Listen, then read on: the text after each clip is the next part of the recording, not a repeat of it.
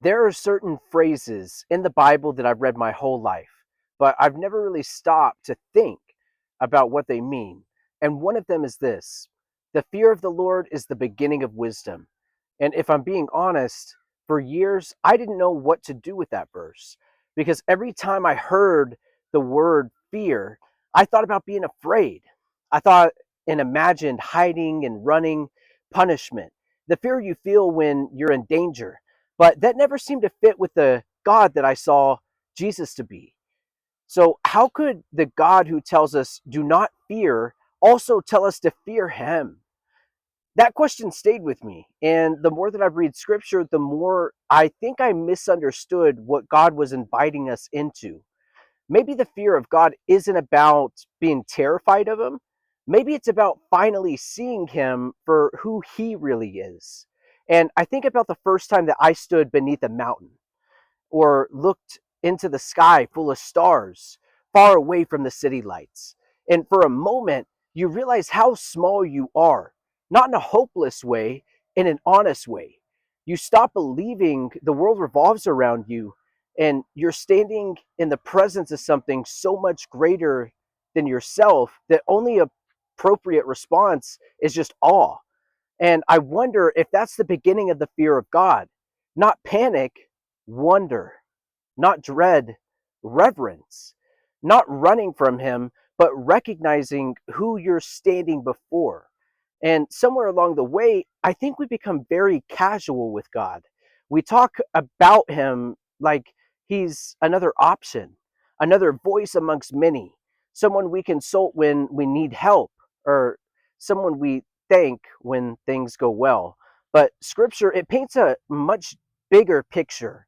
The God who spoke galaxies into existence, the God who holds every breath we take, the God who knows every thought before we even think it, the God before whom angels cover the faces up and cry and weep in front of him. Holy, holy, holy. That's the God who invites us to call him Father. Think about how incredible that is. Like, his love doesn't make him less holy, and his holiness doesn't make him any less loving. Both are perfectly true at the same time. And I've noticed something in my own life. The smaller view of God that I have, the bigger my problems become. My fears grow, my anxiety grows, people's opinions begin to control me, and every setback, it feels like overwhelm. But when I remember who God is, everything else begins to find its proper size. The mountains don't disappear, but they no longer look bigger than the one who created those mountains. And maybe that's why scripture says that the fear of the Lord is the beginning of wisdom, because wisdom begins when we finally stop placing ourselves in the center reality. When we realize I'm not God, and that's actually good news. I don't have to carry the weight of controlling everything, and I don't have to know every answer. I don't have to hold the universe together. He already does that. And I've also realized something else. The more I rightly fear God, the less I fear everything else. If I stand in awe of him, why should I be ruled by the opinions of people? And my life belongs to him. Why should failure define me? If death itself has been defeated by Christ, what ultimate thing can this world threaten me with? So, a right fear of God doesn't create more fear, it sets you free from lesser fears.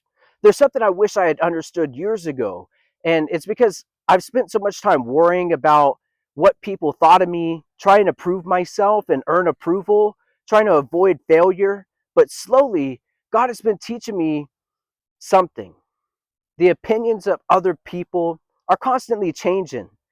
And one day they praise you, the next day they criticize you. One season you're celebrated, the next season you're forgotten. If I build my life on that, I'll never have peace. But God doesn't change. His character doesn't change. His promises aren't going to change. His love doesn't change. That's the kind of foundation worth building a life upon. There's another thing I've been thinking about, though. In the scriptures, the people who encountered God's presence most deeply were never casual about it. Isaiah saw the Lord high and lifted up above everything else. And his first response wasn't self confidence, it was humility. Peter witnessed the power of Jesus and said, "Depart from me, for I'm a sinful man." John, the disciple Jesus loved, he fell at his feet like a dead man when he saw that Christ had risen in all his glory. Not because God wanted to destroy him, but because they finally saw results and reality clearly. And here's what amazes me: every single time, God responded with grace. Do not be afraid. Think about that. The God who infinitely holy is also the God who reaches down and lifts us up.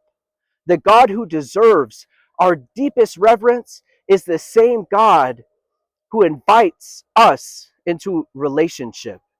That's not a contradiction. It's the beauty of the gospel. We don't approach God casually, but we don't approach him hopelessly either. We come with reverence. We come with gratitude. We come with humility. And because of Jesus, we come with confidence that we're loved. And I've started praying differently, like less telling God what I want and more asking him to show me who he is. Because I've realized something. The greatest need in my life isn't a bigger dream, it's not an easier path or more success. It's a bigger version of my vision of God. Because when my view of him grows, everything else finds its proper place. My fears get smaller, my pride gets smaller, my worries are going to get smaller, and my worship grows bigger. Maybe that's what the fear of the Lord has been all along. Not living in terror of God, but living in awe of him, standing before his holiness, trusting his goodness, submitting to his wisdom, and realizing that the safest place in existence is in the hands of the God who holds the stars in his grasp and still knows your name. So if you're feeling small, that's okay, because you got a big God. If you're feeling like you can't do it, that's okay, because you got a big God. So put your trust in him. And that fear is not there to destroy you, it's there to build you. And until next time, peace.